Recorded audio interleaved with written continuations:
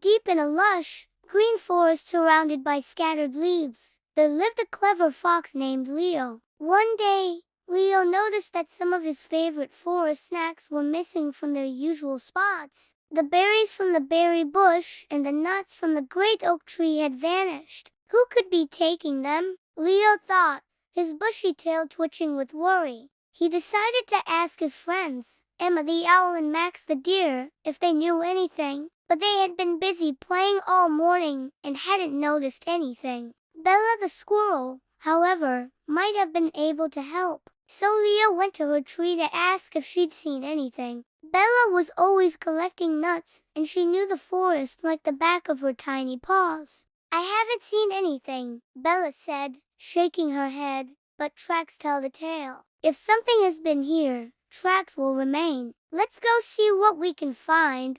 The three friends set off into the forest. Following Leo's clever plan, they began to search for clues, examining the ground for tracks or anything out of the ordinary. Max, with his large brown eyes, looked everywhere, but the forest floor was covered with leaves and twigs. It was hard to tell if anything was out of place. Bella sniffed the air with her cute little nose. I smell nuts, she said, pointing with her paw to a nearby bush. And these aren't mine. Whoever took the nuts from the oak tree has probably hidden them here. The friends looked at each other.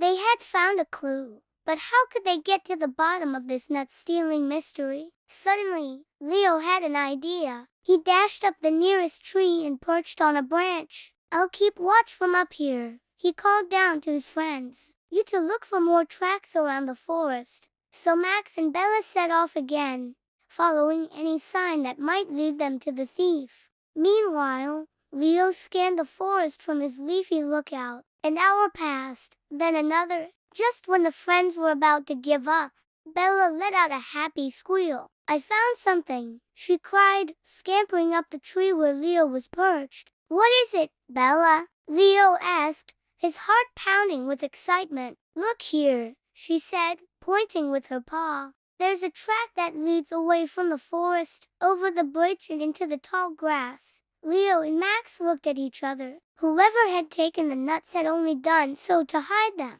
Why would they take them into the tall grass? Let's follow this track, said Leo. I think I know who has taken the nuts, but I'm not sure why. As the three friends made their way through the forest, following the strange track, they came across some munching sounds. Curious, they hid behind a clump of bushes and peeked out. There in front of them sat a little rabbit, munching on a nut. But that wasn't strange at all. What was strange was that the rabbit was wearing a tiny pair of spectacles, and perched on his head was a small, pointy wizard's hat. The rabbit looked up, startled, and the friends jumped out from their hiding place. Why are you taking our nuts? Asked Leo. The rabbit looked confused. These are magic nuts, he said. A wizard told me to collect them for a very special potion. Leo felt a pang of sympathy. The poor rabbit was just doing as he was told, but that didn't change the fact that he'd taken their food. Well, said Leo, trying to be as nice as he could, I'm sure the wizard would be happy to return them if we asked nicely. The rabbit nodded eagerly and led the friends to a clearing where a small cottage could be seen. Smoke was curling from its chimney, and the smell of baking bread wafted through the air. As they approached, a friendly face peered out from behind the door. Hello, he said with a smile. Did my rabbit helper send you? Leo explained about the missing food, and the wizard simply apologized. Oh, I'm so sorry, he said. I didn't realize the nuts and berries were needed for a potion. I just wanted to make a delicious pie. Would you like to help me pick some more? Of course, the friends agreed, and soon they were all picking berries and gathering nuts. Together, they managed to collect even more food than had been taken, and they all shared a big feast. The friends learned that day that no matter what problems they faced, working together and thinking outside the box would always help them find a solution. And as the sun set over the forest, they knew they could solve any mystery as long as they had each other and a good plan.